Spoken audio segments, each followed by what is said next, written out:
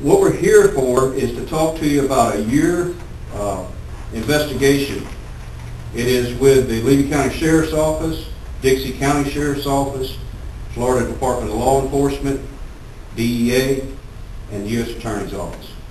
In a minute, we're going to show you a PowerPoint and kind of put the pieces of the puzzle together.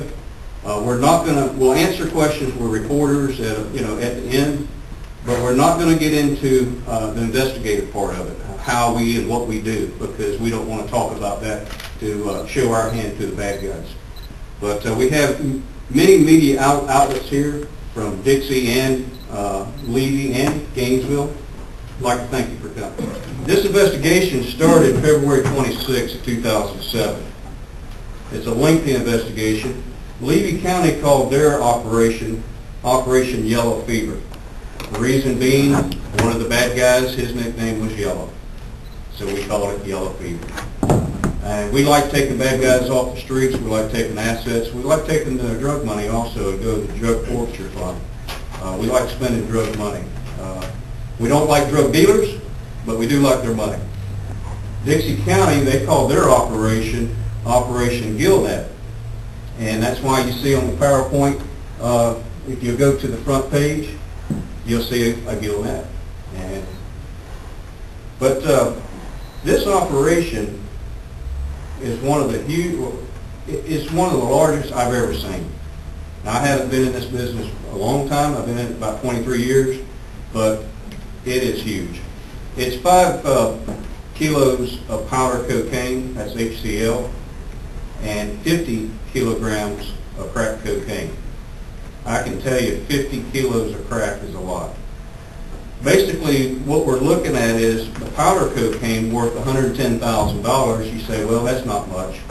But when you take the 50 kilos, it's worth 1.4 billion. So it's a huge operation.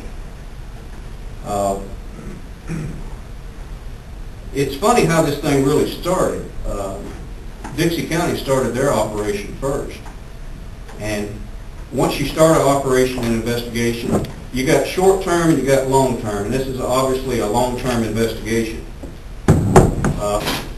What happened was with the drug trade, when Dixie ran out of dope, the players in Dixie come to Levy and hit our drug trade. And then when Levy County run out of dope, which they do, our people would run up to Dixie. So you see how we kind of cross paths. It's interesting because with this many agencies that I indicated earlier, this was a very fluid and flexible operation. When I say that, it went very smooth. Also, I didn't recognize Chief Douglas. He's part of the Levy County Sheriff's Office Drug Task Force. He's off today, but he does have a personnel that's in the Drug Task Force, works with the Drug Task Force, and it's commanded by, if you would raise your hand, Lieutenant Scott Anderson. And no photographs of our drug people. If you see them in T-shirts, whatever, I appreciate no photographs, if you don't mind. Delete. That's what my job and Chad's job to do, is to get photographed, which that's what the sheriff pays us to do, so I do it. During this investigation, there were 7 federal indictments. In a minute, we'll show you who they are. There's players from Levy, there's players from Dixie. Dixie's going to talk about their players, and also 2 of them from Leesburg. Basically, on the federal indictments, which is nice on the federal side, they're looking at minimum 10 years, if convicted, to life in prison. So possibly some of these players in Levy and Dixie County, I know I won't get to see them because I get retired in a few years, and so that's a good thing. It's unfortunate the drug trade is the way it is. Levy County is no different than any other county, and Dixie County. We don't have no more drugs than anybody else. The drugs are there.